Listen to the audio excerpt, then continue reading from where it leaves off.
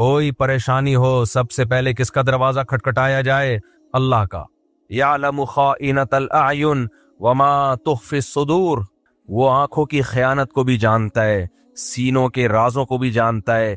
हुवा अअलमु बिकुम इज़ अंतुम अजिन्नतुन फी बुतूनि उम्महातिकुम, जब तुम्हारी माँ तुम्हें नहीं जानती थी, माँ के पेट में थे तुम, वो उस वक्त से तुम्हें जानता है, तुमसे मोहब्बत करता है माँ से भी 70 गुना ज्यादा। अला कुल्ली शैइन कदीर है, उसकी अजमत है, उसका जलाल है। लिहाजा जब भी पुकारा जाएगा, वो पुकार जो असबाब से हटके है। असबाब का मतलब क्या है? मुझे प्यास लग रही है, मैं कहता हूँ पानी चाहिए, आप जाएंगे उठ के कूलर से पानी निकालेंगे ले आएंगे। ये वो मदद नहीं है, ये तो हर एक से मांगी जाती है।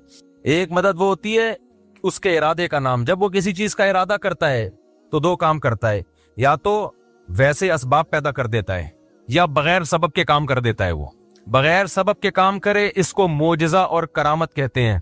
समझ में आ रही है बात? इसको क्या कहते हैं? मोजज़ा और करामत। कोई सबब नहीं है, कर दिया उसने। जैसे बनी इसराइल में एक बंदा मर गया, कुरान से पता चलता है और आसमानी किताबों से भी, कातिल का पता नहीं चल रहा था, बड़े फड्डे हो रहे थे, बेगुनाह लोगों पे इल्जामात लग रहे थे। अल्लाह ने उस मकतूल को जिंदा किया, उस मकतूल ने खड़े होकर नाम बताया मेरा कातिल ये अल्लाह ने मदद की सबब के बगैर। ये होता है ये मोजज़ा। करामत अब बुजुर्गों की होती है और मोजज़ा पैगंबरों का। फर्क सिर्फ इतना है कि करामत पर ईमान जरूरी नहीं है जब तक कि वो कतई दलील से साबित ना हो। अगर कतई दलील के बगैर है तो अगर आपको बयान करने वाले पर एतमाद है तो मान लें, बयान करने वाले के बारे में आपका ख्याल है फेंक रहा है लंबी लंबी, तो नहीं माने आप। इन मोजज़े का इनकार नहीं कर सकते आप। लेकिन कुरान में कुछ करामतें ऐसी हैं कि हैं वो करामत लेकिन माननी पड़ेंगी, क्योंकि बयान कौन कर रहा है? कुरान बयान कर रहा है।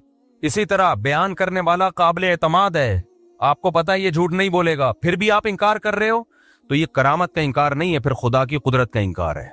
मैंने शहीदों के खून की खुशबू खुदा की कसम अपनी नाक से सूंघी है। अब जिसको मुझ पे एतमाद होगा मान लेगा यार अल्लाह की कुदरत है, बंदा शहीद हुआ और उसके खून से अल्लाह ने खुशबू पैदा कर दी। लेकिन आपको अगर मुझ पे एतमाद नहीं है, आपका ख्याल है ये मौलवी साहब फेंकू है, तो ना मानो आप। लेकिन आपका ख्याल है कि मौलवी साहब फेंकू नहीं है, क्यों फेंकूंगा भाई?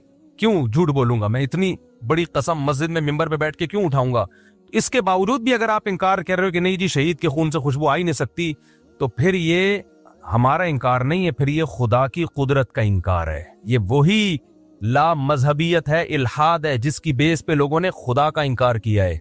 क्योंकि आज बहुत से लोग बाबों की करामतों का इनकार करते करते लिमिट क्रॉस कर चुके हैं, करामत के वजूद ही के मुनकिर हो गए। ये गलत है, किसी भी चीज के एतदाल से उस पर रद्द किया जाएगा।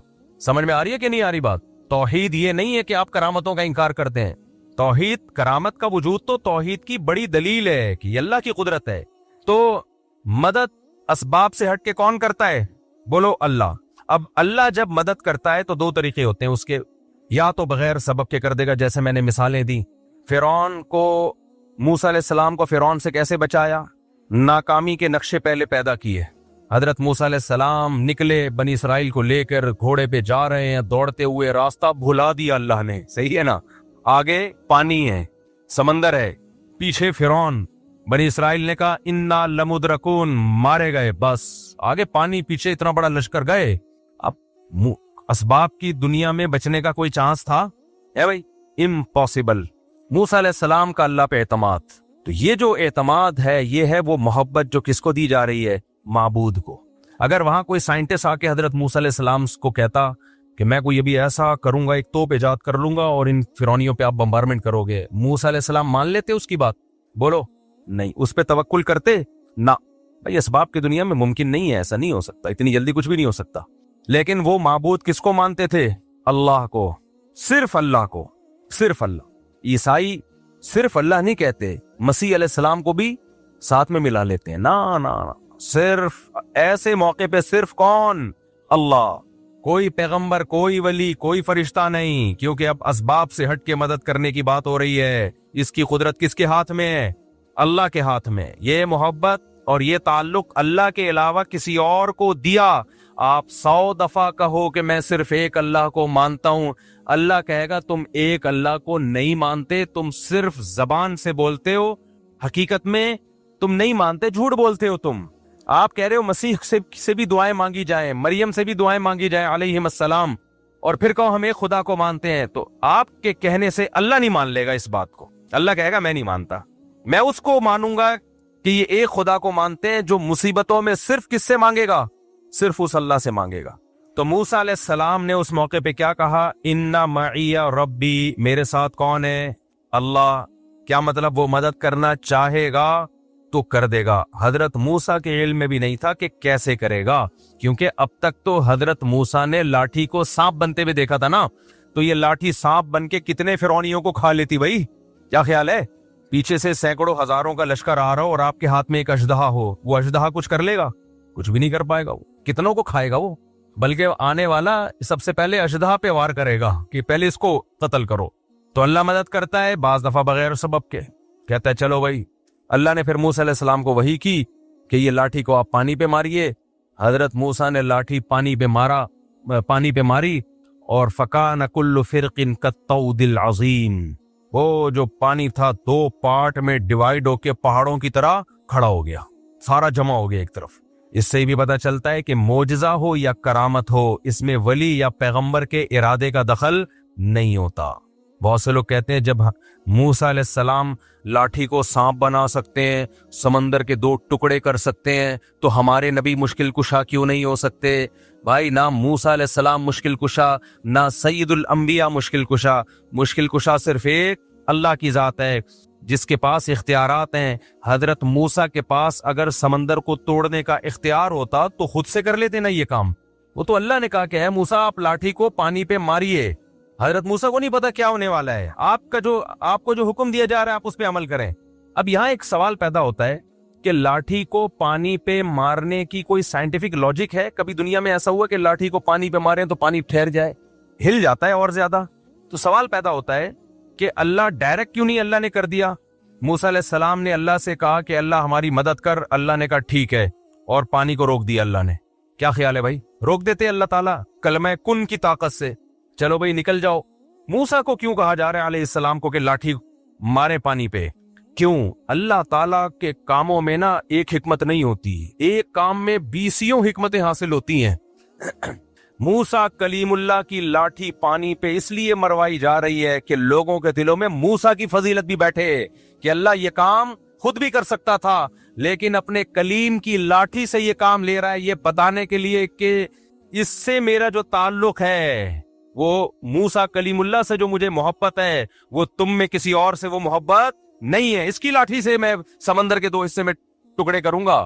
تو جیسے اللہ پیغمبر کی فضیلت کو بیان کرنے کے لیے کام خود کرتا ہے، لاٹھی اور ہاتھ پیغمبروں کا استعمال کرتا ہے، ایسے ہی بعض ولی اللہ ہوتے ہیں جن کی فضیلت کو بیان کرنے کے لیے کام اللہ کرتا ہے، ہاتھ کس کا استعمال ہوتا ہے؟ بزرگ کا. تاکہ لوگوں کو پتا چلے کہ سارے بابے 2 نمبر نہیں ہوتے، کچھ بابے 1 نمبر بھی ہوتے ہیں. بعض لوگوں نے بابوں کا انکار کرتے کرتے خود بابے بن گئے اور باقی سارے بابوں کی نفی کر دی. یہ غلو ہے. سمجھتے ہو؟ جب نہیں پڑھو گے رات کو تو کیسے سمجھو گے بات؟ دیکھو سلیمان علیہ السلام نے کہا کہ ایکم یاتینی بعرشھا قبل ان یاتونی مسلمین.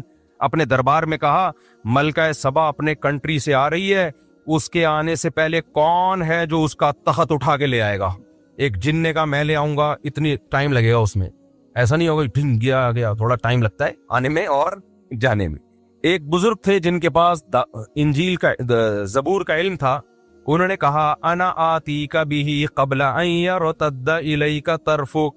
اے پیغمبر آپ کی پلک جھپکنے سے پہلے میں وہ تخت حاضر کروں گا.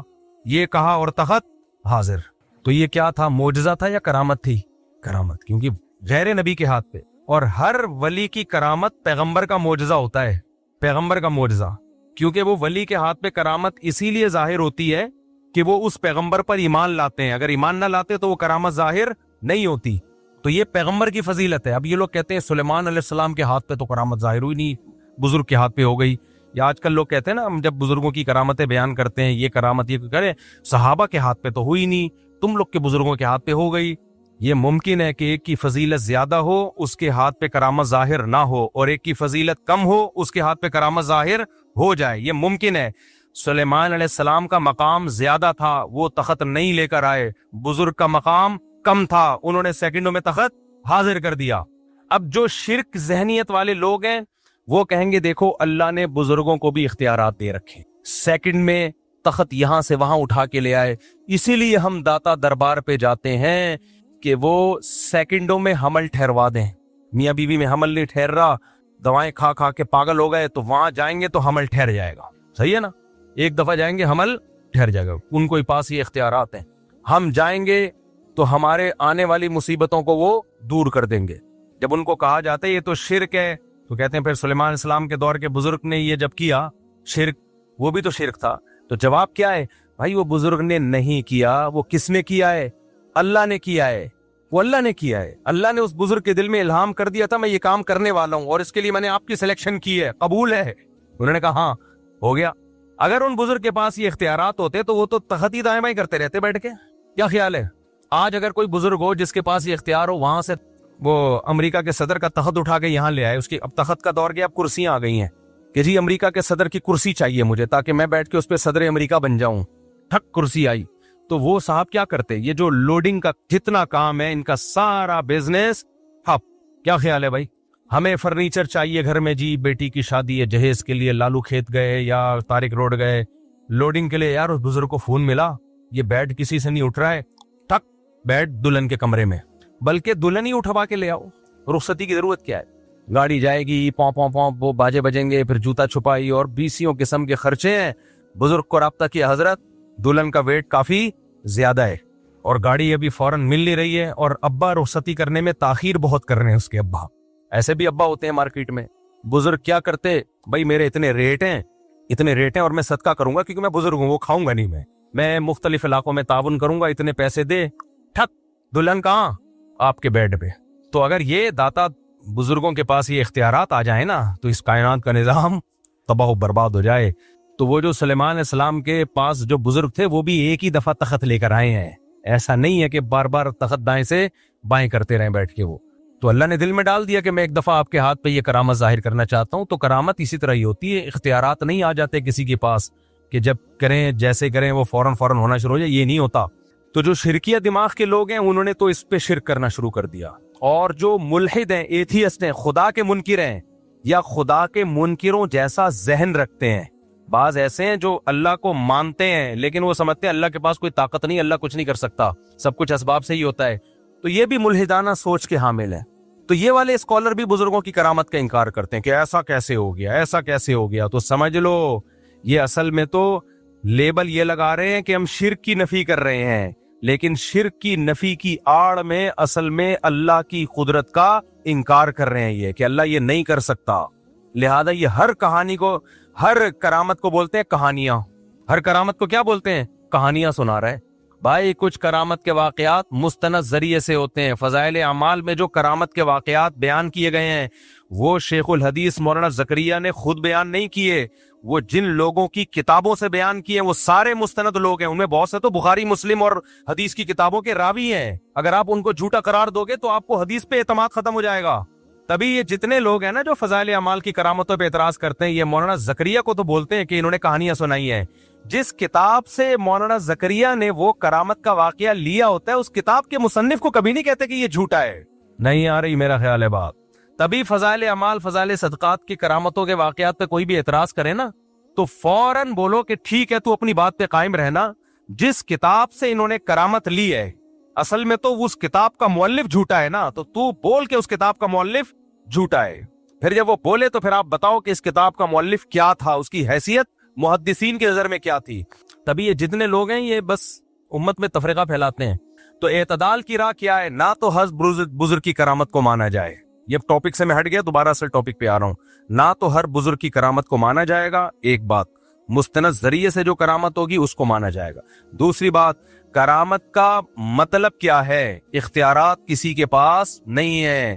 کبھی کبھار اللہ کسی کی فضیلت کو بیان کرنے کے لیے، جیسے سلیمان علیہ السلام کے دربار میں کوئی بزرگ تھے، اللہ والے ہوں گے، کوئی جانتا نہیں تھا ان کو، اللہ نے ان کی بزرگی کو ظاہر کرنے کے لیے ان کے ہاتھ پہ کرامت ظاہر کر دی کہ دیکھو یہ بھی میرے نیک بندے ہیں۔ تو کبھی اللہ ایسا کر دیتا ہے، لیکن اس کا یہ مطلب نہیں ہے کہ اب ہم اس کو پکارنا شروع کر دیں۔ اختیارات کس کے ہاتھ میں ہیں؟ اللہ کے ہاتھ میں، اختیارات اللہ کے ہاتھ میں تھے. پھر اس نے موسیٰ کی لاٹھی سے، موسیٰ علیہ السلام کی لاٹھی سے سمندر کے 2 ٹکڑے کر دیے. کیے کس نے؟ اللہ نے. تو سمندر کے 2 ٹکڑے کروانے ہو تو کس کو پکارا جائے گا؟ اللہ کو. پھر اللہ کی مرضی بھائی. تو اللہ 2 طرح سے مدد کرتا ہے. ایک اسباب سے ہٹ کے، جیسے موسیٰ علیہ السلام کی مدد کی، کوئی سبب نہیں ہے، سمندر کو 2 ٹکڑے میں ڈیوائیڈ کر دیا، چلو بھائی چلو یہاں سے جاؤ. جب فرعون آیا دوبارہ ملا دیا اللہ نے. اس طرح سے بھی اللہ مدد کرتا ہے. اور ایک یہ کبھی کبھار ہوتا ہے، یہ اللہ کی عادت بولو نہیں ہے. عادت اللہ کی اسباب پیدا کرے گا. اللہ کی عادت کیا ہے؟ مثال کے طور پر آپ کمارے چھڑے چھاٹ اللہ سے دعا مانگ رہے ہو میں بھی صاحب اولاد بن جاؤں، تو ایسا نہیں ہوگا آپ کو حمل ٹھہر جائے اور بچہ پیدا ہو جائے. نہ. یا کوئی لڑکی دعا مانگ رہی ہے اللہ بغیر شوہر کے اولاد دے دے، اولاد دے دے. کوئی آ کے مولوی صاحب کہیں گے تیرا دماغ خراب ہے، شوہر کے بغیر اولاد نہیں ملتی. ہو کہ معاذ اللہ نقل کفر کہ حضرت مریم کو بھی تو بغیر شوہر کے مل گئی تھی. بھائی وہ ونس اپون اے ٹائم. کبھی اللہ ایسا کرتا ہے کہ اسباب کے بغیر مدد کر لیتا، ونس اپون اے ٹائم، ورنہ ایسا نہیں ہوتا. معجزے کرامات بہت کم ہوتے ہیں اور ان پر شرعی حکم کا مدار نہیں ہوتا. خوب سمجھ لو، شریعت جو ہمیں فیصلے کرنے کا حکم دیتی ہے وہ معجزوں اور کرامتوں کو دیکھ کے نہیں بلکہ گراؤنڈ ریئلٹی کو سامنے رکھ کے فیصلے کرنے کا حکم دیتی ہے. معجزے کرامت صرف اللہ اپنی قدرت بیان کرنے کے لیے کہ میں یہ بھی کر سکتا ہوں، اس کے زیادہ اس کی حیثیت نہیں ہے. مثال کے طور پر آپ فرار ہوئے، کسی ملک میں جنگ چھڑ گئی، آپ بھی مظلوماً فرار ہوئے وہاں سے، اور آپ نے وہ والا راستہ اختیار کیا جہاں سمندر ہے. اب کوئی کہہ رہا ہے وہاں سمندر ہے، پاگل کہاں جائے گا، آگے نہیں ہے، ادھر سے انڈا موڑ سے لیفٹ سائڈ پہ مڑ جا، ادھر سے ہوتا ہوا گلشن اقبال سے ہوتا ہوا ٹھٹا کی طرف نکل جا. وہ کہہ رہے نہیں میں کہاں جاؤں گا، سینڈ سپٹ اور ہاکس بے کی طرف جاؤں گا. کسی نے کہا وہاں آگے راستہ بند ہو رہا ہے. کہے گا تجھے اللہ کی قدرت پہ یقین نہیں ہے، موسیٰ علیہ السلام بھی تو اسی ٹریک پہ چلے تھے، آگے راستہ بند تھا، اس خدا نے اپنی قدرت دکھائی اور سمندر کو 2 حصوں میں تقسیم کر دیا. تو میں جب وہاں جاؤں گا آگے اللہ اپنی قدرت سے کشتیاں بھیج دے گا، اللہ اپنی قدرت سے سمندر کو پھاڑ دے گا. تو ہم کہیں گے تیرا دماغ ہو گیا ہے خراب، نہیں آئی میرا خیال ہے بات. ہم کیا کہیں گے؟ تیری کھوپڑی ہو گئی ہے آؤٹ. ہم کہیں گے بھائی موسیٰ علیہ السلام جان کر اس راستے پہ نہیں چلے تھے، بھول گئے تھے راستہ. چلے تو وہ اس ٹریک پہ تھے جو خشکی کا راستہ جاتا ہے، وہ راستہ ہی بھول گئے، بس اللہ نے اپنی قدرت دکھانی تھی. کہ نہیں تم اللہ کی قدرت کے منکر ہو، کیا اللہ سمندر کو 2 حصوں میں تقسیم نہیں کر سکتا؟ بھائی کر تو سکتا ہے، تو اللہ کرے گا، کر تو سکتا ہے، لیکن تجھے یہ کس نے کہا کہ کرے گا؟ ایک دفعہ مجھے یاد ہے کوئی مجھے مشورہ دے رہا تھا، کوئی ایسے بے احتیاطی والا مشورہ دے رہا تھا. میں نے کہا یار حالات ٹھیک نہیں ہے، اس طرح میرا جانا ایسے موقع پہ وہاں ٹھیک نہیں ہے، آج کل تھریٹس بہت ہیں، تھوڑا پرانی بات ہے، جان کا خطرہ ہے. اس نے کہا اللہ نے چاہا تو اللہ بچائے گا. میں نے کہا اگر اللہ نے نہیں چاہا تو تیرا باپ بچائے گا پھر؟ کہنے نہیں اللہ نے چاہا تو اللہ بچا لے گا. یہ تو ہمیں پتا ہے اللہ نے چاہا تو بچائے گا، لیکن مجھے پتا ہے کہ اللہ چاہتا ہے کہ نہیں چاہتا. میں بلیچ پی رہا ہوں، اللہ نے چاہا تو اللہ بچا لے گا. مجھے پتا ہے یہاں فلاں جگہ پہ دہشت گردی ہے، قتل و غارت ہو رہے ہیں، نہیں جاؤ بھائی، وہاں پہ بم پھٹ رہے ہیں، حالات خراب ہیں، اللہ نے چاہا تو اللہ بچا لے گا. تو ٹھیک ہے، بہت سے لوگوں کو اللہ نے بچایا بھی ہے. اب کراچی کے جو حالات خراب چل رہے تھے، جگہ جگہ بم دھماکے ہو رہے تھے، بنارس لوگ جاتے تھے نا، وصیت کر کے جاتے تھے کہ میں بنارس جا رہا ہوں. بنارس والا ادھر آتا تھا، وصیت کر کے آتا تھا میں انڈا موڑ آ رہا ہوں. ایسی جنگ چل رہی تھی، لوگوں نے کہا ویزے لے کے جاؤ بھائی. تو کراچی کے حالات دیکھے نا، تو اس میں کہا جاتا تھا بھائی گھر سے باہر مت نکلو، نہیں جی اللہ بچائے گا، اللہ نے چاہا تو اللہ بچائے گا. یقیناً اللہ نے چاہا تو بچائے گا، لیکن اللہ چاہے گا کہ نہیں چاہ رہا ہے یہ ہمیں معلوم نہیں ہے. تو چاہتا ہے کہ اللہ چاہے کہ میں بچوں، لیکن اللہ بھی چاہتا ہے کہ تو جو چاہتا ہے وہ ہو. تو اس لیے معجزوں اور کرامتوں پر فیصلے نہیں کر سکتے آپ. اس کی ایک اور مثال، جب ایک شرعی حکم لوگوں کو بیان کیا جاتا ہے کہ بغاوت کے لیے یا جہاد کے لیے ضروری ہے کہ آپ کے پاس پراپر تیاری ہو، دشمن سے لڑنے کی طاقت ہو. اس طاقت کے بغیر آپ کو نہ جنگ کرنے کی اجازت ہے، نہ مسلح بغاوت کی اجازت ہے. جب تک آپ کے پاس پاور نہیں ہے، سامنے ٹینک ہیں آپ کے پاس، اس کے مقابلے میں نہ ٹینک ہیں نہ جہاز ہیں، کچھ بھی نہیں ہے، تو آپ کیسے بغاوت کرو گے؟ لوگ کہتے ہیں بدر میں کیسے ہو گیا تھا، 313 نے 1000 سے مقابلہ کیا اور خالد ابن ولید نے 60 سے 60,000 کا حصار توڑا. بھائی بدر میں 313 کا جو 1000 سے مقابلہ تھا وہ نبی کے ارادے سے نہیں تھا، وہ تو کسی اور ارادے سے نکلے تھے. تو مشرکین نے اچانک 1000 کا لشکر لے کے آ گئے، تو وہ تو اس کے علاوہ کوئی راستہ ہی نہیں تھا. تبھی پھر مدد اللہ کی طرف سے نازل ہوئی ہے. تو وہ معجزہ تھا کہ 313,000 پہ غالب آ گئے. نبی خود 313 کو لے کے مکہ پہ چڑھائی کے لیے کبھی بھی نہیں نکلے. نبی مکہ پہ چڑھائی کے لیے اپنے ارادے کے ساتھ اس وقت گئے ہیں جب 10,000 کا لشکر تیار ہوا ہے, پھر آپ نے مکہ پہ اٹیک کیا ہے. سمجھ میں آ رہی ہے بات کہ نہیں آ رہی ہے؟ دیکھو 13 سال مکہ میں آپ نے جہاد نہیں کیا. کچھ لوگ کہتے ہیں ایمان نہیں بنا تھا. نا اس وقت کا جو ایمان تھا وہ بعد میں اس لیول کا ایمان تو کبھی بن ہی نہیں سکتا, کیونکہ قرآن کہہ رہے جو ہجرت سے پہلے ایمان لے آئے نا ان کا ایمان سب سے تگڑا ہے. بلال حبشی کا ایمان رضی اللہ عنہ, ابو بکر کا ایمان, عمر بن خطاب کا ایمان, سیدنا علی کا ایمان, سیدنا عثمان کا ایمان, سیدنا عبداللہ بن مسعود کا ایمان. یہ وہ لوگ تھے جب اسلام انتہائی کمزور تھا, ایسے پاورفل ایمان والے لوگ تھے یہ. اس وقت منافق کا تصور ہی نہیں تھا, لیکن آپ نے جہاد کیا اس 13 سال میں. بولو صبر صبر صبر صبر کی تلقین. اتنا ظلم ہوا ہے. خباب ابن ارت رضی اللہ تعالیٰ عنہ نبی کے پاس آئے کہ مجھے میرا مالک جو ہے آگ کے انگاروں پہ لٹاتا ہے, اور اتنے بڑے بڑے کھڈے پڑ گئے تھے کمر میں. یا رسول اللہ الا تستنصر لنا, آپ اللہ سے ہمارے لیے مدد کی دعا کیوں نہیں کرتے؟ تو خباب ابن ارت یہ بھی تو کہہ سکتے تھے یا رسول اللہ آپ تلوار اٹھائیں ہم جہاد کرتے ہیں, یا نبی کہتے تلوار اٹھاؤ ہم کیا کرتے ہیں جہاد. نہیں کیا. آپ نے فرمایا صبر کرو, ایک دن آنے والا ہے کہ ایک عورت زیور سے آراستہ ہو کے صنعاء تک چلے گی, اتنا لمبا راستہ طے کرے گی, کوئی اسے خوف نہیں ہوگا. ایسا امن دنیا میں قائم ہونے والا ہے. لیکن تستعجلون, تم جلدی کر رہے ہو. تو کیوں تلوار نہیں اٹھائی؟ اس لیے کہ بہت تھوڑے تھے اور کافر بہت زیادہ پاور میں تھے. گراؤنڈ ریئلٹی اور اسباب کو سب سے زیادہ فوکس اسلام کرتا ہے. تبھی تو مسلمان دنیا میں مار کھا رہے ہیں, بیٹھے ہوئے پھینک رہے ہوں گے, بس باتیں کر رہے ہوں گے, کسی بھی چیز کا کوئی سبب اختیار نہیں کرتے, نہ صحت کا سبب, بے موقع توکل. تو نبی نے مکہ میں 13 سال صبر کیا ہے کیونکہ طاقت بولو نہیں تھی. اتنے سے لوگ نہیں لڑ سکتے بھائی, اتنوں سے.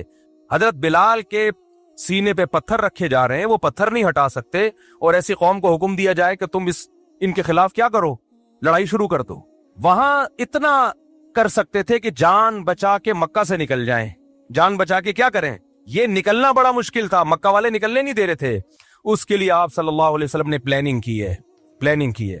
جب مشرکین نے آپ کے قتل کا فیصلہ کیا تو اللہ نے وہی کی کہ اب آپ مکہ سے نکل جائیں, کیونکہ یہ آپ کو قتل کرنا چاہتے ہیں. تو اس کے لیے بھی پلاننگ کی ہے کہ مکہ اور مدینہ کا جو راستہ تھا وہ استعمال نہیں کیا گیا, کیونکہ مشرکین کو پتا تھا اسی ٹریک پہ چلے ہوں گے. نہ اپوزٹ والا راستہ جو مدینہ سے دور کر دیتا ہے, اس راستے پہ آپ چلنا شروع ہوئے.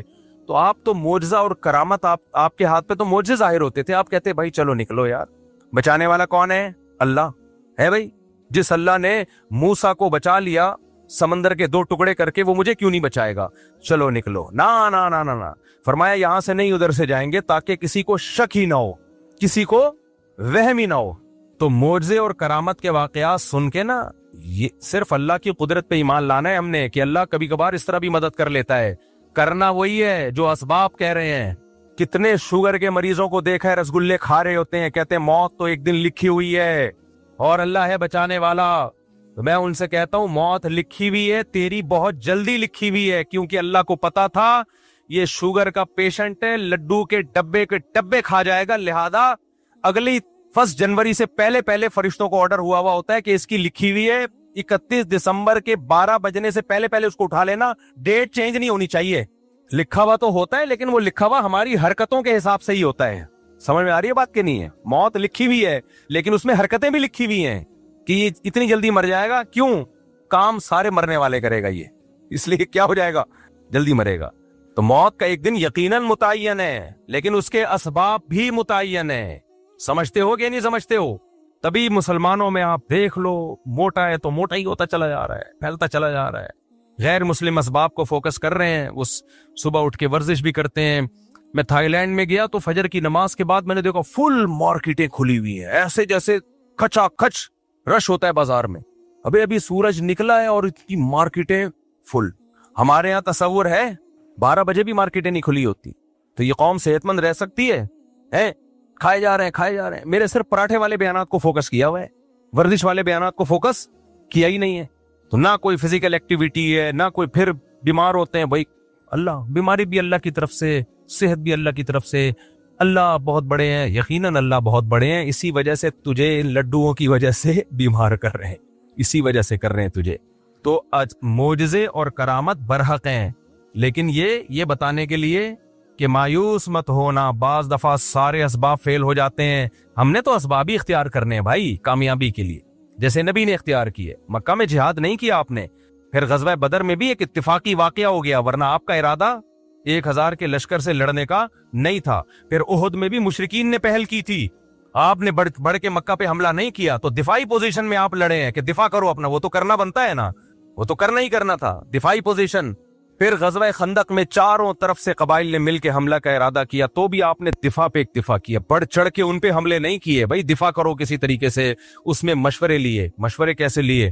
صحابہ کرام نے یہ جنگ پہلے کبھی دیکھی نہیں تھی کہ چاروں طرف سے مل کے کوئی حملہ کر لے، تو آپ نے سلمان فارسی کو بلایا کہ فارس میں تم نے کبھی ایسی جنگ دیکھی ہے؟ انہوں نے کہا ہاں ہم نے دیکھی ہے۔ کیا کرتے ہو؟ خندقیں کھودتے ہیں ہم تاکہ دشمن اندر نہ آئے۔ اب اس کے علاوہ کوئی آپشن ہی نہیں تھا خندق، وہ خندقیں کھودنا آسان کام نہیں تھا، وہ ایسا نہیں ہے کسی بلڈنگ کے لیے ایک گڑھا کھودا جا رہا ہے، چاروں طرف وہ تمام ایریاز جہاں سے دشمن کے آنے کا خطرہ ہے، اتنے بڑے گڑھے کھودے جائیں کہ دشمن کا اونٹ اور گھوڑا ان کو کراس کر نہ سکے۔ یہ آسان کام تھا، جبکہ مدینہ اکنامکلی اس وقت انتہائی کمزور تھا، بھوک سے نڈھال ہو رہے ہیں لوگ، پیاس سے نڈھال ہو رہے ہیں، پیٹ پہ پتھر باندھ رہے ہیں، لیکن آپ کدال لے کے گڑھے کھود رہے ہیں۔ وہاں بھی تو آپ کہہ سکتے تھے بھائی یہ تو بہت مشکل کام ہے، مدد کا وعدہ کس نے کیا ہے؟ بولو، اللہ نے کیا ہے، مدد کا وعدہ اللہ نے کیا ہے، تو اتنی ٹینشن نہیں بھائی، بس تھوڑا بہت مشورہ میں نے لے لیا حضرت ابو بکر سے، حضرت عمر سے۔ باقی فارس کے لوگ کیا کرتے ہیں ایسے موقع پہ؟ وہ تو ہے کافر، ہم لوگ ہوتے ہیں بولتے کافر کا بچہ ہے، اس کی ٹیکنالوجی کو کاپی کر رہے ہو، کافر کے بچے کو ہم ایسے کہتے ہیں نا، وہ کافر کا بچہ ہمیں بتائے گا کہ ہم نے کیسے جنگ لڑنی ہے۔ تو حضرت سلمان فارسی مومن تھے، لیکن جو اسٹریٹجی تھی وہ کس کی لے کر آ رہے تھے؟ فارسیوں کی، جو اس وقت آگ کی پوجا کرتے تھے۔ تو نبی نے وہ اس کو قبول کیا کہ بہترین سجیشن ہے۔ جب اپنا پورا کام کمپلیٹ کیا تو پھر معجزے ظاہر ہونا شروع ہوئے، پھر معجزے ہوئے ہیں کہ ایک سرید کا پیالہ وہ 20 لوگوں کے لیے کافی ہو گیا، ایک دودھ کا پیالہ، ایک پیالہ ہے اور سارے صحابہ اس کو پی رہے ہیں، وہ پیالہ ختم نہیں ہو رہا، کیونکہ جو آپ کا کام تھا آپ نے کر لیا۔ اب اللہ اسباب کو فیل کر کے وہ کام جو ہمارے بس میں نہیں ہے وہ کون کرے گا؟ اللہ کرے گا۔ تبھی لڑنا فوجوں کا کام ہے جن کے پاس پراپر ٹریننگ ہوتی ہے۔ ہمارے یہاں ہر بندہ اٹھ کے خلافت کی تحریکیں چلانا شروع کر دیتا ہے کہ کب تک ان حکمرانوں کا ظلم سہوگے، جہاد کرو ان کے خلاف۔ میرا بھی ایک کلپ چل رہا ہے جس میں میں کہہ رہا ہوں کہ اگر پاکستان میں حالات خراب ہوئے نا، ہمیں دنیا میں کوئی پناہ نہیں دے گا، ہم نے تو بہت لوگوں کو پناہ دی ہے، ہمیں کوئی نہیں دے گا۔ اس لیے حکمرانوں کو برا بلا کہنا چھوڑ دو، اور آگے میں نے وضاحت کیا برا بلا کہنے کا مطلب مسلح بغاوت، جائز تنقید کرو، یہ میں نے کہا ہے، لیکن میرا کلپ لوگ ادھورا چلا رہے ہیں۔ لو مفتی صاحب کہہ رہے ہیں حکمرانوں کو برا بلا بھی نہیں کہہ سکتے، جو مرضی کرتے رہیں، یہ میں نے نہیں کہا۔ جائز تنقید 100 دفعہ کرو، دھرنے بھی دو، کنٹینر لا کے رکھو، اپنے مطالبات پورے کرواؤ، اگر نہیں کروانے ہوتے میں عدالتی خلا کے خلاف اتنا کیوں چیختا؟ میرا مقصد ہے مسلح تحریک کی طرف مت جاؤ، بم دھماکے، مار دھاڑ، یہ کام کیا تو ملک میں لاشیں بچھیں گی، رزلٹ کچھ بھی نہیں نکلے گا، غزہ سے زیادہ حالات خراب ہو جائیں گے ہمارے ملک کے، کیونکہ یہ جو بیٹھ کے باتیں کر رہے ہیں نا اسلامی خلافت کی، ان کے پاس باتوں کے سوا کچھ بھی نہیں ہے۔ خلافت کا لفظ انہوں نے بدنام کر دیا ہے۔ ہر 4 دن میں کوئی اٹھتا ہے کہ پاکستان میں خلافت کا نظام لے کے آؤں، تیرے پاس کون سا میکینزم ہے؟ تیرے پاس کیا اسٹریٹجی ہے؟ پہلے کیا کرے گا، اس کے بعد کیا کرے گا، پھر لڑے گا کیسے؟ کیونکہ اس کے لیے تو آپ کو فوج سے لڑنا پڑے گا، اسلام آباد پہ قبضہ کرنا پڑے گا، کیا کیسے کرے گا؟ کوئی جواب نہیں ہے۔ یونیورسٹیوں کے لڑکوں کو اور طلبہ کو ایک اندھیری گلی میں بند کر دیا، پھر ہوتا کیا ہے، ایجنسی والے ان کو اٹھاتے ہیں، پھر یہ مسنگ پرسن بنتے ہیں، اور یہ جتنے لیڈر خلافت کے نام پہ یہ دندناتے گھوم رہے ہوتے ہیں، ان کو کچھ بھی نہیں ہوتا۔ ایجنسیاں ان کو کچھ نہیں کہتی ہیں، ایجنسیاں کہتی ہیں ان کی دعوت پہ جتنے لوگ آ رہے ہیں نا ان کو کھڈے لین لگاتے جاؤ، ان کی چمڑیاں ادھیڑی جاتی ہیں، کوئی پوچھنے والا۔ تو ایسے جتنے بھی اسکالرز ہیں نا یونیورسٹیوں میں آج کل، یہ بہت اس طرح کے اسکالرز آ رہے ہیں کہ دیکھو یہ مولوی نظام کے خلاف نہیں کھڑے ہوتے۔ نظام کے خلاف کھڑے ہونے کا مطلب کیا ہے؟ مطلب پہلے واضح کرو، کیا مطلب کھڑے ہونے کا مطلب؟ اگر تم یہ کہہ رہے ہو توپیں گنے لے کے نکل جائیں، یہ نظام کے خلاف ہم نہیں کھڑے ہوں گے بھائی، اس سے نقصان ہوگا، ملک میں انارکی پھیلے گی، ملک کے ٹکڑے ہوں گے، اور غیر مسلم طاقتوں کے ہاتھ میں یہ کنٹری چلا جائے گا، اس سے بدتر حالات ہو جائیں گے۔ اور اگر نظام کے خلاف کا مطلب ہی کہ احتجاج کرو، میڈیا پہ دھرنے دے کے 100 دفعہ کرو، کس نے منع کیا بھائی؟ کس نے منع کیا ہے؟ بنگلہ دیش والوں نے کیا نا احتجاج، کامیاب ہوئے وہ، تو کس نے منع کیا آپ کو احتجاج کرنے؟ یہاں تو بات خلافت سے شروع ہو رہی ہے، اور خلیفہ کون ہوگا آج تک نہیں ڈیفائن کر پائے یہ لوگ۔ وہ خلیفہ ہوتا ہے وہ بیچارہ اس قابل ہی نہیں ہوتا کہ اس کو کوئی عورت اپنا شوہر بنا لے، اور وہ ملک کا خلیفہ بننے نکلا ہوتا ہے. یہ یونیورسٹیوں میں بہت ہو رہا ہے آج کل. جائیں گے تو کچھ چش پش انگلش ماری اور پھر مولویوں کو برا بلا کہا کہ مولوی تو یہ کر رہے ہیں, مولوی تو تقریریں کر رہے ہیں, تو تصوف میں لگے ہوئے ہیں, تزکیہ میں لگے ہوئے ہیں, نظام کی تبدیلی. اور نظام کی تبدیلی کا مطلب پتہ ہے کیا ہوتا ہے ان کا؟ بغاوت. اب تو واضح لفظوں میں کہنا چھوڑ دیا کیونکہ کچھ لوگوں کو ایجنسی نے اٹھا کے ان کے اگلے پچھلے گناہ معاف کیے پھر چھوڑ دیا, تو وہ بغاوت کا لفظ یوز نہیں کر رہے. اندر ان کے وہی جذبات ہیں, خلافت, نظام تبدیلی. ابے کیا مطلب نظام کی تبدیلی؟ ہمارے پاس ایک سوٹیبل پیکج ہے نظام کی تبدیلی کا. وہ پیکج کیا ہے بھائی؟ یونیورسٹیاں بناؤ, اسکول بناؤ, تعلیم کو فوکس کرو, تاکہ آپ کی چھت کے نیچے جب کوئی بندہ پڑھ کے فوج میں جائے گا, جب کوئی بیوروکریسی میں جائے گا, جب کوئی عدلیہ میں جائے گا, ماحول آپ اس کو دینی ماحول دو گے تو وہاں جا کے فیصلے بھی کیسے کرے گا؟ اچھے. اور اگر آپ ان شعبوں میں نہیں گئے تو پھر یہ تمام اہم ترین شعبے آپ نے اسلام دشمنوں کے لیے چھوڑ دیے ہیں. پھر فوج میں بھی اسلام دشمن لوگ جائیں گے, عدلیہ میں بھی اسلام دشمن لوگ جائیں گے, بیوروکریسی میں بھی اسلام دشمن لوگ جائیں گے. پھر فیصلے آپ کے خلاف ہوں گے اور آپ دھرنے دیتے رہو گے. یہ ایک سوٹیبل طریقہ ہے نظام کی تبدیلی کا. یہ طریقہ نہیں ہے کہ آپ اٹھے اور دھم دھم کر کے آپ نے اتنے بندے وہاں مار دیے, اتنے بندے وہاں مار دیے. اس سے کچھ بھی حاصل ہونے والا نہیں ہے. اور اگر حاصل ہوا تو آپ کو نہیں ہوگا, ان طاقتوں کو ہوگا جو آپ کو فیور کر رہی ہیں. سمجھ میں آ رہی ہے بات کہ نہیں آ رہی ہے؟ ان طاقتوں کو فائدہ ہوگا اس سے. اور ویسے بھی میں بار بار کہہ رہا ہوں, پاکستان میں حالات خراب ہوئے نا, مجھے اور آپ کو کوئی پڑوسی ملک ٹھکانہ نہیں دے گا. ہم نے ٹھکانہ دیا, وہ نہیں دیں گے ہمیں. لوگ کہتے ہیں ڈالر لے کے ٹھکانہ دیا تھا, تو آپ بھی تو ڈالر لے کے ہمیں بھگا رہے ہو وہاں سے. اور ہم نے کتنے افغانی یہاں پہ جو ہمارے بھائی ہیں, کیا ڈالر لے کے ہم نے ان کو یہاں ٹھکانہ دیا ہے؟ کس نے ڈالر لیے بھائی؟ آج بھی گھوم رہے ہیں اور ہمیں خوشی ہے. زیرو سے کروڑ پتی بن گئے, ان کی جائیدادیں ہیں, پراپرٹیاں ہیں. 100 دفعہ ہمیں خوشی ہوتی ہے اس سے.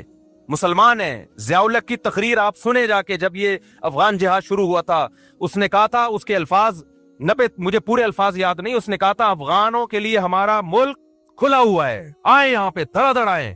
آپ نے اس سارے احسانات کو 2 منٹ میں دھجیاں اڑا دی کہ تم نے تو ڈالر کے لیے کیا تھا. تو ہمیں کوئی بھی نہیں رکھے گا.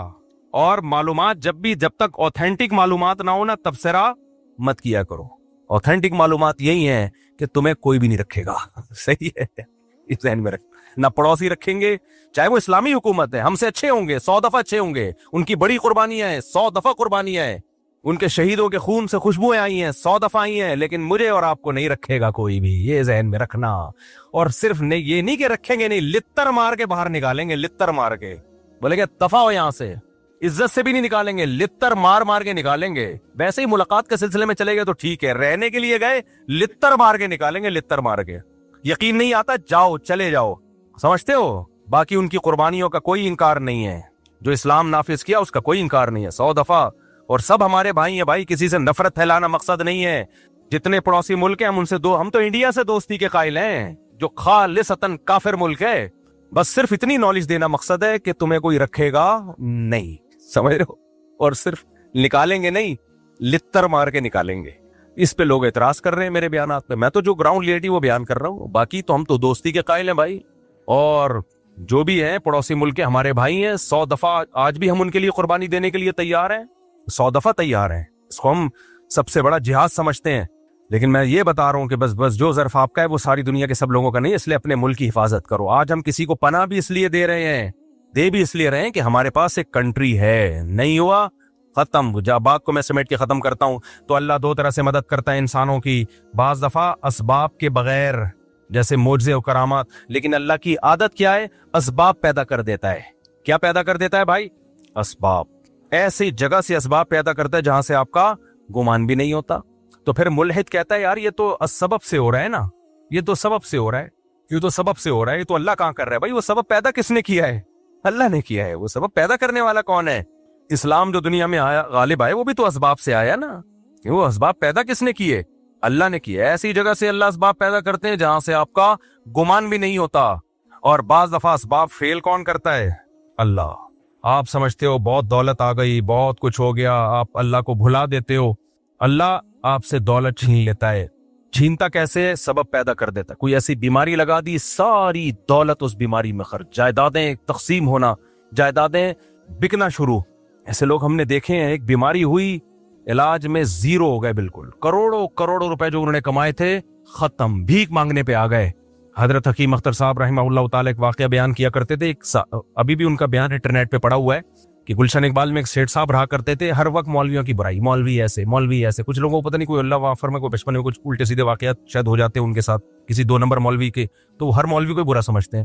بھائی ہر مولوی برا نہیں ہوتا یار، تو ان کو ٹھڑک ہو جاتی ہے کوئی مولوی ایسے. ایک صاحب مجھے ملتا ہی مولوی ایسے 2 نمبر. میں نے کہا کیا ہو گیا بھائی؟ پھر انہیں واقعہ سنایا کہ بچپن میں جو ان کے ساتھ ہوا تھا، کوئی قاری صاحب تھے، کچھ غلط ہو گیا. تو میں نے کہا یار ایک نے غلط کر لیا آپ کے ساتھ جو 100% اس قاری کو چھتر لگاؤ سالے کو، لیکن یہ تھوڑی کہ سارے قاری ایسے یار، سارے مولوی ایسے. ایک ونس اپون اے ٹائم آپ کے ساتھ ہو گیا اور آپ کو بھی تو چاہیے تھا نا کہ تھوڑا سا اتنا، اس کی تو 100% غلطی ہے، لیکن آپ نے جو اندھا اعتماد کیا وہ کہہ رہے میں تو بزرگ سمجھ کے گیا تھا اس کے پاس. تو بزرگ بھی بعض بڑے ڈینجرس قسم کے ہوتے ہیں. 2 قسمیں تو بزرگوں کی ہے نا، 2 نمبر اور 1 نمبر. تو بعض دفعہ ایسا ہو جاتا ہے جس کی وجہ سے پھر آدمی کہتا ہے. تو وہ حکیم اختر صاحب نے فرمایا کہ وہ ہر وقت مولوی ایسے، عالم ایسے، بزرگ ایسے، نہ نماز نہ روزہ نہ زکوٰۃ. اس کو معدے کا کینسر ہو گیا. کینسر جب ہوا ہے تو حالت خراب، ڈاکٹر نے کہہ دیا اتنے دن کے مہمان ہو. اب دبلا ہونا شروع ہو گیا، ہڈیاں وڈیاں جو بیچارے کینسر ہو گئے. تو اس کو اللہ نے توبہ کی توفیق دے دی. اس کو اندازہ ہو گیا جو میری جو دبدباہٹ اور روب اور سارے ڈاکٹر آج سائنس اپنی ترقی کی انتہا کو پہنچی ہوئی ہے، 1 کروڑپتی آدمی کو زندگی نہیں دے سکتی. جوان بھی تھا، اس کو اندازہ ہو گیا بھائی یہ سب مادی اسباب کی 2 ٹکے کی حیثیت نہیں ہے، موت اپنی آنکھوں سے نظر آ رہی. حکیم اختر صاحب نے فرمایا کہ اس نے سارے علماء کو بلایا، سب سے معافیاں مانگی، بھائی مجھ سے غلطی ہوئی ہے، توبہ کی اور دنیا سے چلا گیا. یہ پرانے زمانے کے ملحد تھے، جب لتر پڑھتے تھے تو اللہ یاد آ جاتا تھا. آج کے ملحد اتنا ڈھیٹ ہے نا، صبح شام عذاب اپنی آنکھوں سے دیکھے، پسے ابو جہل کی طرح. کیا عبداللہ بن مسعود اس کی سینے پہ بیٹھے ہوئے ہیں گردن کاٹنے کے لیے؟ اس کو مان لینا چاہیے تھا نا، اسلام غالب آ گیا. دیکھو 313 کو اللہ نے 1000 پہ غالب کیا، لیکن وہ کیا کہتا ہے؟ نیچے سے گردن کاٹنا، مرنے کے بعد پتا چلے کسی سردار کی گردن ہے. سمجھ رہے ہیں؟ مرنے کے بعد پتا چلے. آج کے ملحد ایسے ہیں، ابو جہل جیسے. تو اس لیے میرے بھائی جو محبت اللہ کو دینی ہے وہ محبت کیا ہے؟ پکارنا صرف اس کو ہے. تو کرسچینٹی سے بھائی جو ہمارا مذاق اڑا ہے، ہم ہر مسیحی کو نہیں چھیڑتے، جو اسلام کا مذاق اڑا رہا ہے نا، مسلمان ٹالرنس نہیں ہے، برداشت نہیں ہے، یہ نہیں ہے، وہ نہیں ہے. بھائی مسلمان کا جرم تمہارے جرموں سے ہلکا ہے. تم نے ایک جرم ایسا کیا ہے نا شرک کا، وہ ایک ترازو کے پلڑے میں جب لا کے رکھا جائے گا تو اللہ کہے گا مسلمان جیسا بھی ہے مانتا صرف مجھے تھا، اور تم جتنے بھی اچھے ہو میرے ساتھ عیسیٰ ابن مریم کو تم نے شریک کر لیا. تمہارا ایک جرم لاکھوں کلو کا ہے، صحیح ہے نا؟ اور مسلمانوں کے چھوٹے چھوٹے 20 جرم بھی اس جرم کا مقابلہ نہیں کر سکتے. حضرت عمر رضی اللہ تعالیٰ عنہ حدیث کے راوی ہیں، مشہور حدیث جس کو حدیث جبریل کہا جاتا ہے، کہ آپ صلی اللہ علیہ وسلم کی محفل میں ایک شخص آیا اور کیا تھا؟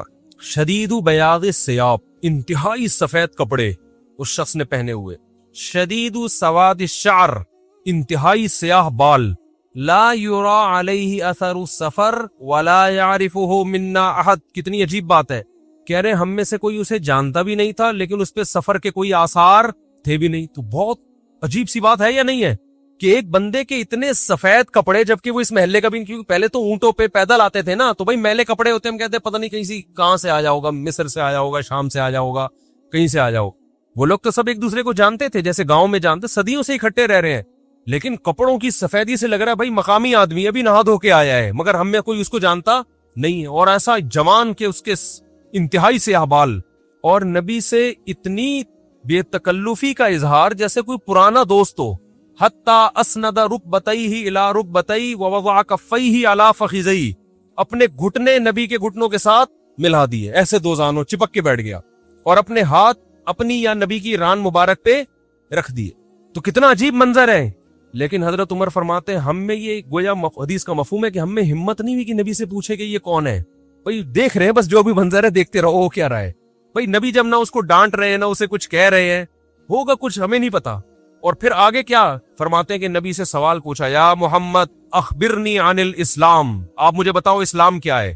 تو آپ صلی اللہ علیہ وسلم نے بتانا شروع کیا، الاسلام ان تشہد ان لا الہ الا اللہ وان محمد رسول اللہ. سب صحابہ بیٹھے ہوئے ہیں، سب یہ منظر دیکھ رہے ہیں، مگر کسی کی ہمت نہیں ہے کہ وہ نبی کی مجلس میں پوچھ لے. چپ کر کے دیکھتے رہو کیا ہو رہا ہے. ہم ہوتے 20 دفعہ ہم درمیان میں پہلے اس کو گریبان سے پکڑ کے باہر نکالتے ہیں، تو ہے کون، کس سے پوچھ کے آیا ہے، اور تو پہلے بتا تو تیرے کپڑوں پہ نہ کوئی اثر ہے, جن تو نہیں ہے کہیں. بھائی دیکھ رہے ہیں کہ جب نبی کچھ نہیں کہہ رہے تو سب سے زیادہ اعتراض کس کو ہونا چاہیے تھا؟ نبی کو. تو نبی ہم سے زیادہ جانتے, تو جب وہ خاموش ہے تو ہم بھی کیا کریں؟ چپ کر کے بیٹھے رہے, آرام سے خاموشی سے بیٹھے رہے. اور پھر کتنا عجیب منظر کہ گھٹنے نبی کے گھٹنوں مبارک کے ساتھ ملا کے پوچھ رہے ہیں کہ اخبرنی عن الاسلام, آپ بتاؤ مجھے اسلام کیا ہے. تو آپ نے فرمایا اسلام یہ ہے کہ گواہی دو کہ اللہ کے سوا کوئی عبادت کے لائق نہیں اور محمد صلی اللہ علیہ وسلم اللہ کے بندے اور رسول ہیں. وَتُقِيمَ الصَّلَاةَ وَتُؤْتِيَ الزَّكَاةَ وَتَصُومَ رَمَضَانَ وَتَحُجَّ الْبَيْتَ إِنِ اسْتَطَعْتَ إِلَيْهِ سَبِيلًا. رمضان زکات دو, رمضان کے روز نماز قائم کرو, زکات دو, رمضان کے روزے, اور استطاعت ہے تو حج کرو. فرماتے ہیں اس نے کہا صدقتا, اے محمد آپ نے سچ کہا. حضرت عمر کہتے ہیں ہمیں اور عجیب, فعجبنا یسألہ ویصدقہ. بھائی سوال بھی پوچھ رہا ہے اور خود ہی کہہ رہا ہے سچ کہا. کوئی یہ تو امتحان لینے کے لیے آیا ہے, اور امتحان کس کا ہو رہا ہے؟ معاذ اللہ پیغمبر صلی اللہ علیہ وسلم کا. بھائی جو سوال پوچھتا ہے وہ یہ تو نہیں کہتا کہ آپ نے جواب بالکل صحیح دیا ہے, اس کا مطلب آپ کو تو پہلے سے پتا تو پوچھ کیوں رہے ہم سے. لیکن کسی صحابی میں یہ ہمت نہیں ہو رہی کہ نبی کے محفل میں سوال پوچھیں کہ یا رسول اللہ جب یہ پوچھا کیوں اس نے, یہ تو معاذ اللہ آپ کا امتحان لینے آیا کوئی. پھر اس نے پوچھا جبریل کو, بعد میں پتا چلا وہ فرشتے جبریل علیہ السلام تھے. پھر پوچھا کہ مل ایمان کیا ہے, مل ایمان. تو انہوں نے آپ صلی اللہ علیہ وسلم نے فرمایا ایمان یہ اللہ پر, اس کی کتابوں پر, اس کے رسولوں پر, اس کے فرشتوں پر, آخرت کے دن پر, تقدیر پر ایمان لایا جائے. صدقتا, سچ کہا. پھر انہوں نے پوچھا کہ احسان کیا ہے, پھر آپ نے فرمایا ان تعبد اللہ کأنک تراہ فإن لم تکن تراہ فإنہ یراک. اللہ کی ایسے عبادت کرو جیسے تم دیکھ رہے ہو, کیونکہ وہ تو تمہیں دیکھ رہا ہے. صدقتا, اس نے کہا بالکل سچ کہا متی الساعہ, قیامت کب آئے گی؟ تو آپ صلی اللہ علیہ وسلم نے یہ نہیں فرمایا لا ادری, مجھے نہیں پتا, کیونکہ آپ کو معلوم تھا کہ جیسے مجھے نہیں پتا سامنے والے کو بھی نہیں پتا. سمجھ رہے ہو, یہ کسی کو بھی نہیں پتا. تو یہاں آپ نے جواب میں یہ نہیں کہا مجھے معلوم نہیں ہے, بلکہ آپ نے بتا دیا کہ جیسے تمہیں معلوم نہیں ہے, یہاں تم صدقتا نہیں کہہ سکتے, جیسے مجھے معلوم نہیں ہے تمہیں بھی. اس لیے آپ نے فرمایا مل مسئول عنہا بأعلم من السائل. عربی بڑی خاندانی زبان ہے, خدا کی قسم. عربی جو ہے نا بڑی پیاری زبان ہے, کسی کو صحیح آتی ہو تو عربی کی بلاغت کا عربی میں ہی مزہ ہے. مل مسئول عنہا بأعلم من السائل, جس سے پوچھا جا رہا ہے وہ پوچھنے والے سے زیادہ نہیں جانتا. جس سے پوچھا جا رہا ہے وہ پوچھنے والے سے زیادہ نہیں جانتا. قرآن کی بعض آیتیں ایسی وجد والی ہے نا کہ مزہ آتا ہے ان کو پڑھنے میں. جو موسیٰ علیہ السلام کو اللہ نے کہا تھا نا قلنا لا تخف انک انت الاعلی, اس کا اردو میں ترجمہ نہیں بنتا. موسیٰ علیہ السلام کے سامنے جب جادوگر تھے نا تو جادوگروں نے ہزاروں لاٹھیاں پھینکی, سانپ بن کے حضرت موسیٰ کی طرف دوڑنے لگی. قرآن کہہ رہے فأوجس فی نفسہ خیفۃ موسیٰ, موسیٰ نے دل میں کیا محسوس کیا؟ خوف. دیکھو قرآن کے الفاظ یہ نہیں ہے کہ موسیٰ گھبرانے لگے, کیونکہ اگر گھبرانے لگتے نا دشمن پہ روب ختم ہو جاتا, دشمن کہتا ہار گئے. قرآن دل کی کیفیت بیان کر رہے, موسیٰ نے گویا اپنے ظاہر پہ کنٹرول کیا ہوا تھا. سمجھ رہے, ظاہر پہ کیا کیا ہوا تھا حضرت موسیٰ علیہ السلام نے؟ کنٹرول کے مجھے بالکل گھبراہٹ نہیں ہے. لیکن قرآن دل کی کیفیت بیان کر رہا ہے, دل میں کیا تھا؟ خوف. یہ بلاغت ہے. فاوجس فی نفسہ, خاف موسیٰ نہیں ہے, موسیٰ خوفزدہ ہو گئے. اس لیے ہم کہتے ہیں نا فلاں خوفزدہ ہو گیا, تو اس سے یہ متبادر ہوتا ہے کہ یعنی دیکھنے میں ایسا لگ رہا تھا کیا ہو گیا, اس خوف کے آثار دل سے کہاں آئے؟ جسم پہ. حضرت موسیٰ نے اپنے اوپر کنٹرول کیا کہ یہ اتنا بڑا مقابلہ ہو رہا ہے اسلام اور کفر کا, ایمان اور کفر کا, کہ اگر میں گھبرانے لگا نا ان کے سامنے تو یہ ان سے ان کا morال کیا ہو جائے گا؟ بلند. تو قرآن کہہ رہا ہے اوپر سے تو بڑے کانفیڈنس کے ساتھ, لیکن دل کی کیفیت کون جانتا ہے؟ اللہ. فاوجس فی نفسہ, قرآن کہہ رہے دل کے اندر موسیٰ کو خوف محسوس ہوا. قلنا, ہم نے کہا, ہم نے کیا کہا؟ دل کے اندر وحی کی اللہ نے بھی. دل گھبرا رہا ہے تو دل میں وحی کی, لا تخف, اے موسیٰ خوف مت کر, انک انت الاعلی, آج کے دن تو ہی غالب ہوگا. یہ نہیں کہا انک الاعلی, نا نا نا نا نا, انک الاعلی نہیں کہ تو غالب ہوگا. انکا, دیکھو انکا معنی بھی وہی ہے جو انکا انتا ہے. کا مطلب بھی تو, انتا کا معنی بھی تو. تو جب ایک دفعہ کا کہہ دیا تو دوبارہ انتا کہنے کی کیا ضرورت ہے بھائی؟ ابے چھوڑو یار, رہنے تو تم لوگ کو بہت مشکل ہے بات سمجھنا. تو مجھے مزہ آ رہا ہے نا اس آیت میں, وہ آپ سوچ بھی نہیں سکتے. قرآن یہ نہیں کہہ رہا انک الاعلی کہ تو کیا ہو جائے گا, تو ہی برتر ہوگا, تو ہی غالب ہوگا. انکا انتا, یہ تاکید کے لیے, اے موسیٰ تو, صرف تو, ٹھیک ہے نا, اکیلا. الاعلی, اور اعلی بھی نہیں ہے. اصولی طور پر خبر پر الف لام داخل نہیں ہوتا. ग्रामर के लिहाज से उसूली तौर पर इन्नका अंता आला होना चाहिए, या इन्नका, सॉरी अंता नहीं, इन्नका आला मुब्तदा मारिफा होता है, खबर क्या होती है, नकिरा। समझते नहीं हो बात, जब पढ़ोगे नहीं रात को तो समझोगे नहीं बात। इन्नका आला होना चाहिए, ए मूसा तू गालिब आ जाएगा, ये मतलब होगा सीधा सीधा तर्जमा इस। अल्लाह ने आला पे अलिफ लाम लगा दिया। अलिफ लाम जब लगता है ना किसी, तो वो किसी स्पेसिफिक चीज को कहते हैं। जैसे किताब का मतलब कोई भी किताब, अल किताब का मतलब कोई स्पेसिफिक, कोई खास किताब। आप जब कहते हैं बंदा आया है, बच्चे घर में आके बता रहे होते हैं पंजाब में बंदा आया है, कराची में कहते हैं आदमी आया है कोई। ये बंदा का लफ्ज पंजाब से इंपोर्ट हुआ है। कराची में लोग कहते थे कोई इंसान आया है, कोई आदमी आया है, तो पंजाब में क्या कहते हैं उसको, बंदा आया है। अच्छा शगुन के इंसान का बच्चा बन जाए, वो बंदा बन जाए, ठीक है ना। तो हम जब कहते हैं कोई बंदा आया है, ये एक बंदा आया है, तो वो अननोन होता है। अब्बू को बता रहे होते हैं अब्बू एक अंकल आए हैं, इसका मतलब क्या होता है, कोई है। लेकिन अगर ऐसा बंदा आया हो जिसका आपको पता हो, यानी पहले आ चुका हो और आप उसके इंतजार कर रहे हो, वो स्पेसिफिक वो बंदा आ चुका हो, तो अरबी में कहेंगे अल बंदा। बंदा अरबी का लफ्ज नहीं, लेकिन मैं समझाने के लिए, जा रजुलन यो सड़े रागले, यो सड़े कहेंगे ना, यो सड़े रागले, मौका देके भाग ले। एक बंदा आया है, जा अर रजुल, तो इसका मतलब वो एक मखसूस बंदा है जिसका पहले से आपकी खोपड़ी में तसव्वुर है। तो कुरान कह रहा है इन्नका अंतल अल आला। अल आला का मतलब कि जब मुकाबला हो रहा है ना, तो जो शख्स बरतर आने वाला है, लोगों के जहन में गोया कि उसका एक तसव्वुर है कि एक न एक जीतेगा, तो वो जो जीतने वाला मखसूस शख्स है, आपके अलावा कोई भी नहीं है वो, और सिर्फ आप ही हो। अल आला कौन है आज? अल आला, आला नहीं बल्कि अल आला कौन है? पूरा पूरा तर्जुमा हो नहीं सकता इसका, वो कौन है? ए मूसा सिर्फ और सिर्फ तू ही है, तो ला तखफ, तुझे खौफजदा होने की जरूरत नहीं है। तो क्या बात कर रहा था मैं, ये आयत कहां से आ गई? हाँ, तो यही नबी सल्लल्लाहु अलैहि वसल्लम ने जो फरमाया ना, मल मसऊलु अन्हा बिअअलम मिनस साइल, ये भी क्या है? बलागत है। जिससे पूछा जा रहा है वो साइल, मसऊल साइल से ज्यादा नहीं जानता। तो फिर हजरत जिब्रील ने, वो जो इंसान थे, वो जिब्रील थे, इंसान की शक्ल में आए थे, उन्होंने पूछा कि अलामत बताएं, तो आपने फरमाया अंतलिदल अमतु रब्बतहा। इस हदीस पे जो अदब वाली बात है वो मैं भी गिच्ची पकड़ के रखना भूल न जाऊं, लेकिन इस हदीस में बात आ गई है तो एक दिलचस्प बात क्या है, आपने क़यामत की पहली अलामत बताई कि बांदी अपने आका को जनेगी, यानी लौंडी और गुलाम से जो बच्चा पैदा होगा वो माँ का बेटा कम और माँ का बाप बोलो ज्यादा, माँ का मौला और माँ का आका ज्यादा होगा। गुलाम की मिसाल नहीं दी, क्योंकि गुलाम मर्द होता है ना, उस पे तसर्रुफ थोड़ा सा फिर भी कम होता है, यानी वो आपकी मिल्कियत में होता है लेकिन उस पे कंट्रोल कम होता है क्योंकि आदमी है। जब औरत आपकी मिल्कियत में होती है, लौंडी, उस पे वो तो कमजोर है ना, उस पे क्या होता है, आपका तसर्रुफ ज्यादा। तो जो मुकम्मल गुलाम और बांदी थी, वो जब जनेगी जिस नस्ल को, तो होना तो ये चाहिए था कि जिसने जना है उसका मकाम ऊंचा, लेकिन जिसको जनेगी ना वो ही उस पे क्या करेगा, यानी माँ का तो ऐसा हक है ना, माँ को तो सारी दुनिया जानती है ना कि माँ ने कैसे गोद में पाला, कैसे जना, और लोग माँ के ताने देते हैं ना।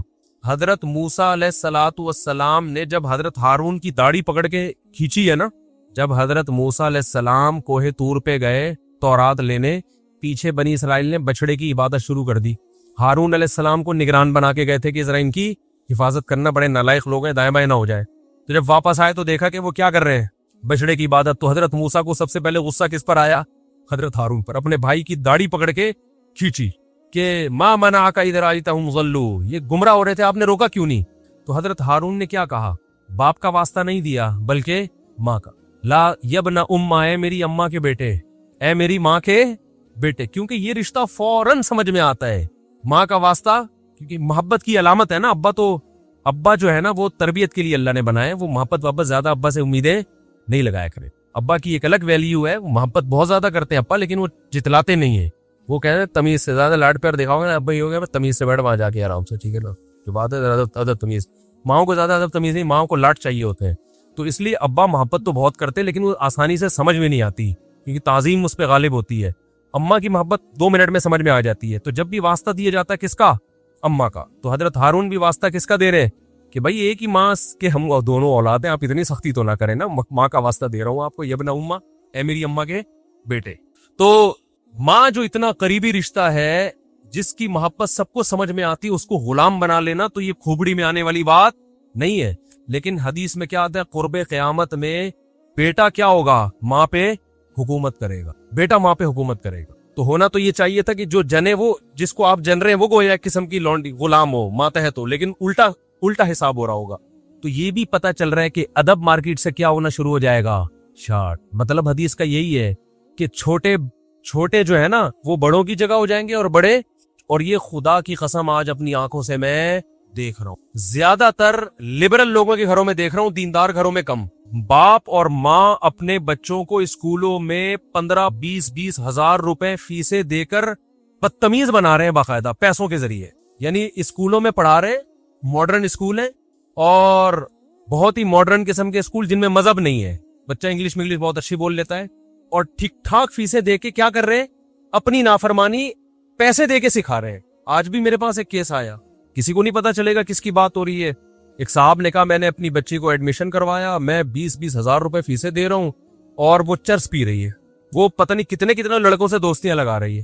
تعلیم کو فوکس کرنے کے چکر میں تہذیب کا بیڑا غرق کر, یعنی گویا کہ پیسے دے کے باقاعدہ کیا جا رہا ہے, اپنے بچوں کو خراب کیا جا رہا ہے. تو جنا بھی خود, احسان بھی خود کیا, اور نکلا کیا رزلٹ؟ وہی آپ پہ کیا کر رہا ہے حکومت, وہ آپ کی ایک بات ماننے کے لیے تیار نہیں ہے. تو یہ وہ دور ہے جس سے ہم گزر رہے ہیں. تو اس میں بھی ادب کی تلقین کی گئی ہے.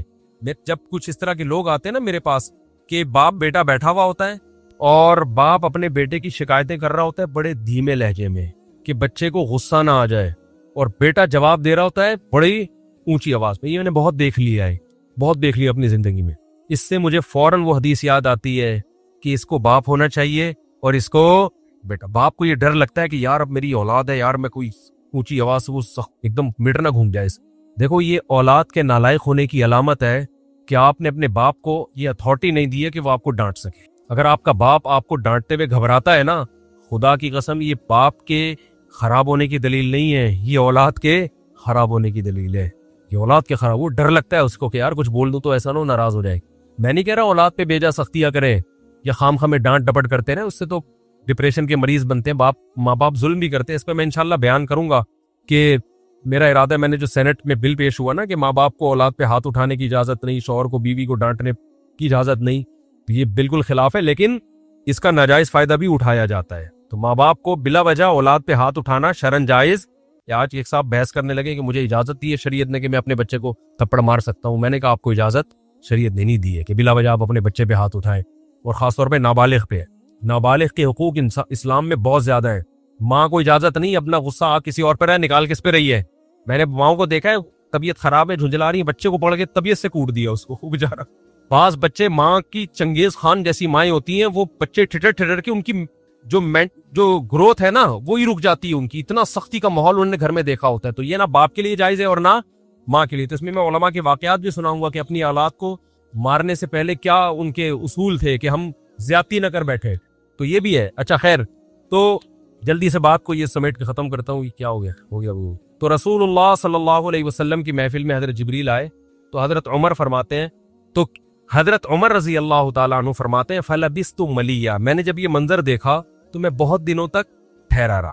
یعنی کچھ دن گزرنے کے بعد بھی حضرت عمر کی ہمت نہیں ہوئی کہ نبی سے پوچھے کہ یا رسول اللہ یہ کون تھے, یہ کیا ہے احترام, کہ بھئی ایسا نہ نبی صلی اللہ علیہ وسلم ناراض ہو جائے. خود کیوں نہیں بتا رہے بھئی, یہ اہم بات ہوتی تو آپ صلی اللہ علیہ وسلم تو خود معلم تھے, خود بتاتے. تو فرماتے ہیں کچھ دن کے بعد خود نبی نے مجھ سے پوچھا کہ عمر جانتے وہ شخص کون تھا؟ میں نے کہا اللہ اس کے رسول ہی زیادہ جانتے ہیں. فرمایا ھذا جبریل اتاکم یعلمکم دینکم, یہ جبریل تھے انسانی شکل میں آئے تھے تمہیں تمہارا دین سکھانے کے لیے. اس سے پتہ چلتا ہے کہ تعلیم کا صرف یہ طریقہ نہیں ہے کہ استاذ بیٹھ کے بچوں کو پڑھاتا رہے سارا دن بیٹھ کے. یہ نیچرل وے آف ٹیچنگ ہے کہ ایک ماحول بنا دیا, ایک شخص آ رہا ہے صحابہ اچھا پھر ایک تعجب کی فضا قائم کی گئی تاکہ نا ان کو یہ محفل یاد رہے. اگر ایسا ہی ہوتا وہ نارمل ڈریس سفر والے ڈریس میں آتے تو یہ تو نارمل مجلس ہے, بھائی کوئی مسافر آیا. ایسا ایک مخمصے میں ڈالا گیا کیونکہ جب کوئی ایسی عجیب سی محفل ہوتی ہے نا تو دماغوں میں بیٹھ جاتی ہے, اس کا ایک ایک منظر یاد رہتا ہے. تو اس سے ماحول کی تبدیلی کا بھی انسان پہ اثر پڑتا ہے. تو صحابہ کیا کر رہے ہیں, نبی صلی اللہ علیہ وسلم سے سوال پوچھنے سے پہلے ایک اور واقعہ سنا کے بس یہ میں ٹاپک ختم کرتا ہوں. ایک اور واقعہ ہے، حدیث میں آتا ہے کہ آپ صلی اللہ علیہ وسلم نے ظہر یا عصر کی نماز پڑھائی، صحیح حدیث ہے، اس میں آپ نے 4 کی جگہ 3 رکعتیں پڑھاتی. کتنی؟ 3. اب صحابہ سوال نہیں پوچھ رہے کہ یا رسول اللہ یہ آپ سے غلطی سے ایسا ہوا ہے، کیا ہوا ہے؟ خوف زدہ. حضرت ابو بکر اور عمر بالکل پیچھے بیٹھے ہوئے ہیں. حدیث میں آتا فہابا ان یتکلماہ، آپ گھبرائے کہ آپ اس بارے میں نبی سے سوال پوچھیں. کیوں؟ ہو سکتا ہے نبی کو اس بات پہ غضب آ جائے کہ بھائی جب میں نے 3 پڑھائی ہیں تو میرے 4 پڑھنے سے جب چاہ کہ ہاں تمہاری یہ نیکی لکھی جا رہی ہے تو حلال کی طرف آؤ اور کسی کی مت سنو. سمجھتے ہو؟ بائک پہ گاڑی پہ پہلے سے موسٹ وانٹڈ لکھ کے لگا دو، کسی کی مت سنو، اس میں ٹینشنیں آئیں گی، برداشت کرو اللہ کے لیے.